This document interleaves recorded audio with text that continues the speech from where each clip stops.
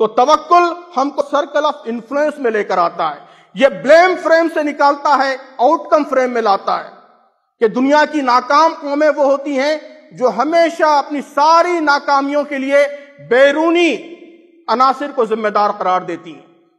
امت مسلمہ پہ یہ پریشانیاں کیوں ہیں؟ آپ سوال کیجئے تو اس لیے ہے کہ یہاں فرقہ پرستی ہے، اس لیے ہے کہ یہاں حکومتیں سازشیں کر رہی ہیں، اس لیے ہے کہ صہیونی سازشیں ہو رہی ہیں۔ دانشور سے پوچھیں تو علماء اکرام ذمہ دار ہیں، علماء سے پوچھیں تو جدید دانشور ذمہ دار ہیں، بزرگوں سے پوچھیں تو نوجوانوں کی بے روی ذمہ دار ہے، نوجوان سے پوچھیں تو بزرگ ذمہ دار ہیں۔ یہ بلیم فریم ہے۔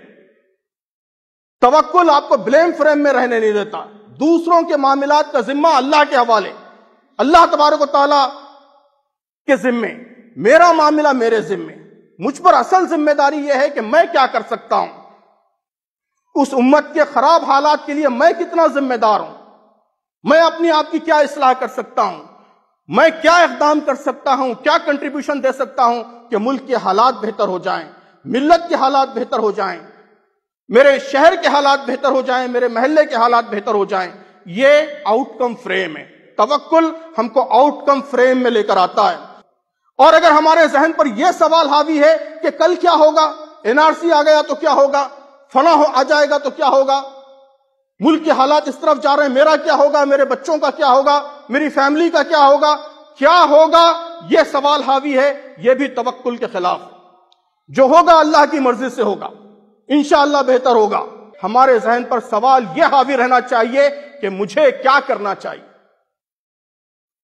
ان حالات میں میرے لیے کیا آپشنز ہیں، گیون سچویشن میں اپنے مقصد کی طرف، اپنے نصب العین کی طرف آگے بڑھنے کے لیے میرے پاس کیا راہ موجود ہے، کون سی نئی راہ موجود ہے۔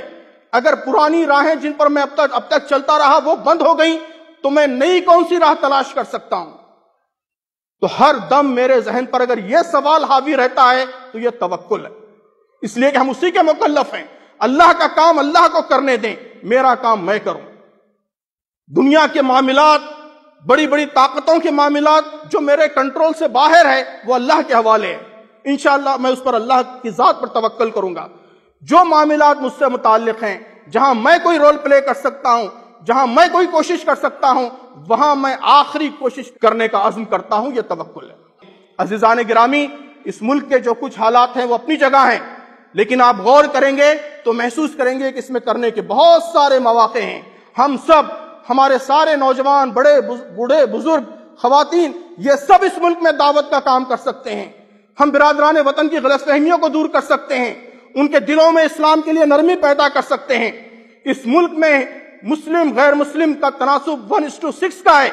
اگر ملک کے سارے مسلمان یہ قسم کھا کر اٹھیں آج بابری مسجد کے سانحے کے بعد، اگر یہ پختہ ارادہ کر لیں کہ ہم آئندہ 5 سالوں میں صرف 5 غیر مسلموں کے ذہنوں کو، ان کے دلوں کو اسلام کے لیے نرم کر دیں گے تو عزیزان گرامی 2024 کے آتے آتے اس ملک سے فرقہ پرستی ختم ہو جائے گی۔ اتنا آسان کام ہے یہ۔ اگر مسلمان غلط فہمیوں کو ختم کرنے کا بیڑا اٹھائیں، اسلام کے صحیح پیغام کو عام کرنے کا بیڑا اٹھائیں، تو آپ بتائیے کہ کون سا میڈیا آپ کے مقابلے میں ٹھہر سکتا ہے، کون سا پروپیگنڈا آپ کے مقابلے میں ٹھہر سکتا ہے۔ یہ کام ہم کر سکتے ہیں۔